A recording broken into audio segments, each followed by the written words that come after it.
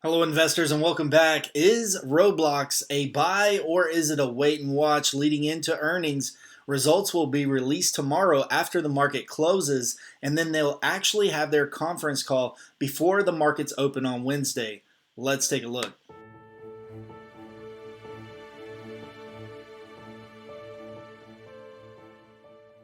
For those of you not familiar with Roblox, the first thing that I wanted to look at was their key partnerships. Now, this is one of the top metaverse plays, and you can see Nike is one of their key partnerships that they just formed recently. Sony Music Entertainment, they just recently formed a relationship with Formula One. They've also got NFL that just happened, and it just keeps going. More and more new partnerships, Chipotle.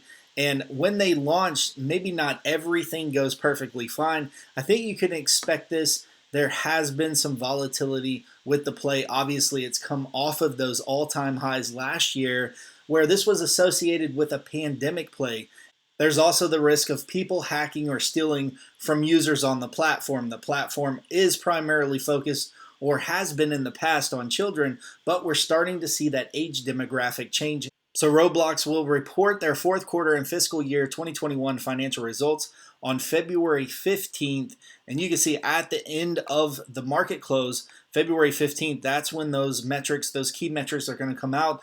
Typically with stocks like this, you could expect, if it goes well, a $10 run up in the price automatically.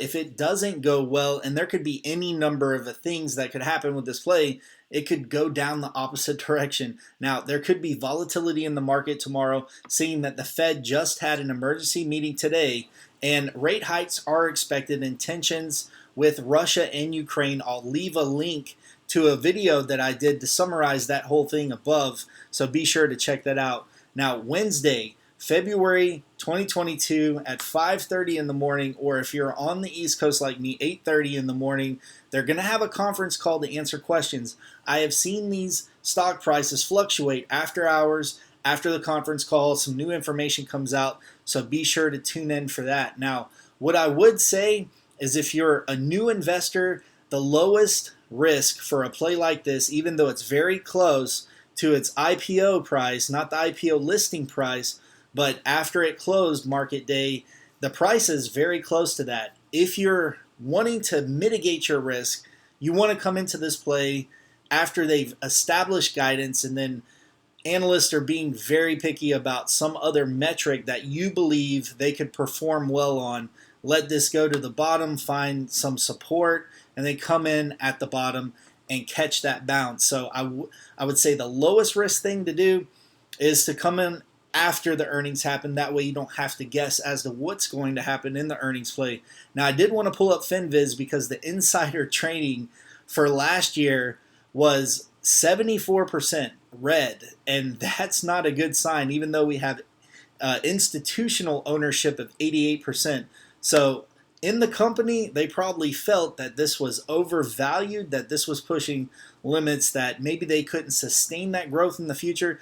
I've watched a lot of investor day presentations, and this one that I found online was 4 hours long. I made it about 30 minutes through this, didn't finish the whole thing, so there's a lot of information on this platform to unpack. Now, 30% of what they generate goes to developers, so they have an ecosystem and pay people to create content on the platform.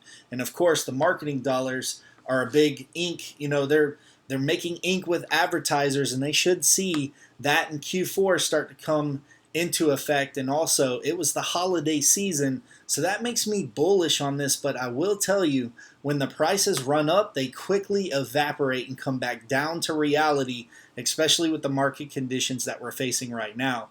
So the third quarter highlights, year over year, I think they're going to have record-breaking revenue. They potentially are going to have outpace 120% growth, which was higher than last year, which was the previous year. 2020 was 90% growth year over year. So they're on pace this previous year to hit 120% growth.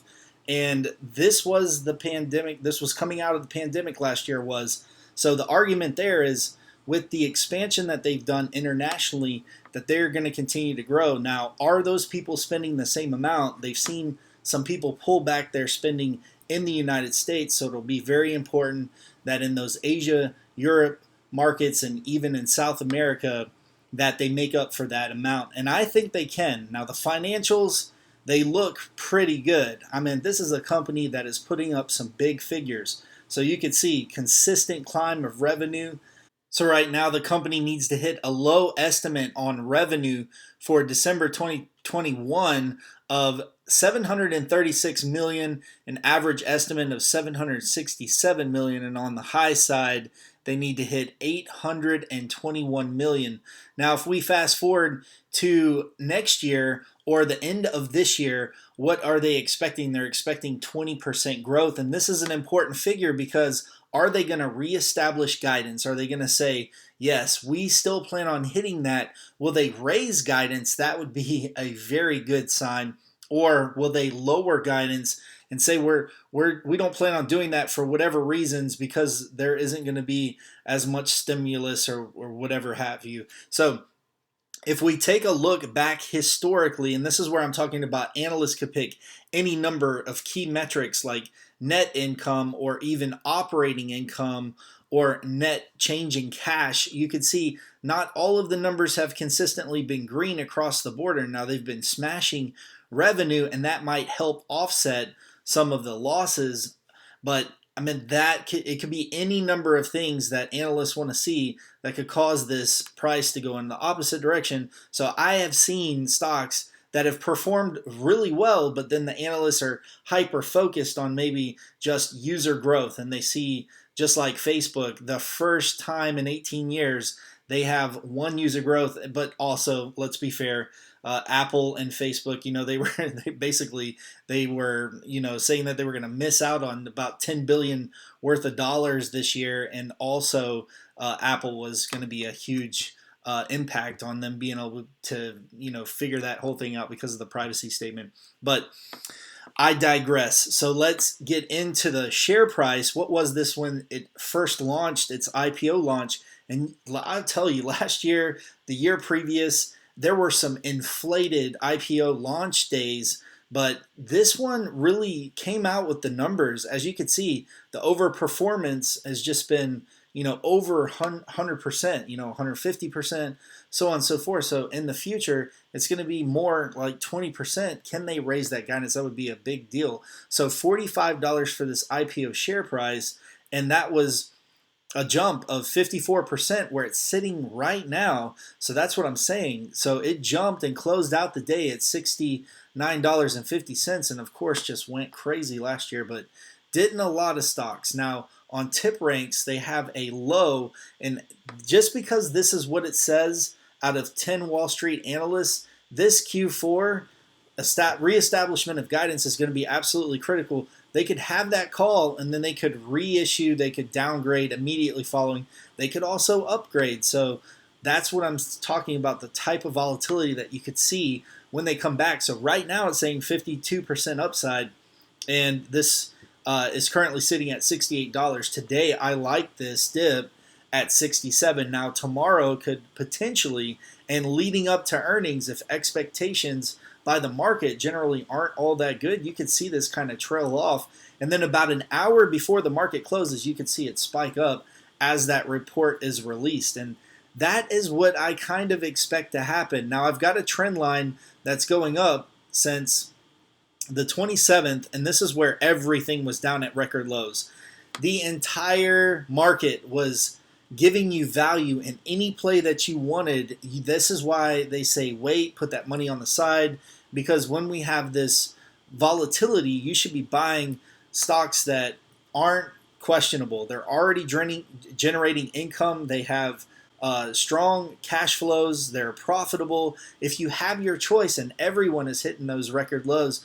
So that's what I would say you want to take a look at. Now for this play, you can see it looks like it's on an uptrend. Now you see with technical analysis, this is just one tool, and you can see it didn't even reach this RSI 30 line down here on these 3 points when it picked up some momentum. So I would expect that this continues in some type of uptrend after it it touches down here tomorrow morning, maybe the market does respond because of the closed door meeting and escalations between Russia and Ukraine.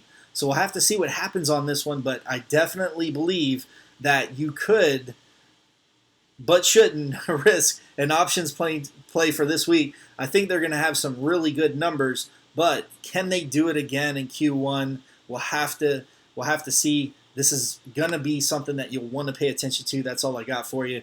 Be sure to hit that subscribe button, hit that like button if you like this type of content, and be sure to leave me a comment below. Is this something that you're watching, or are you invested in this play? And do you believe it's going to achieve more than 20% growth next year?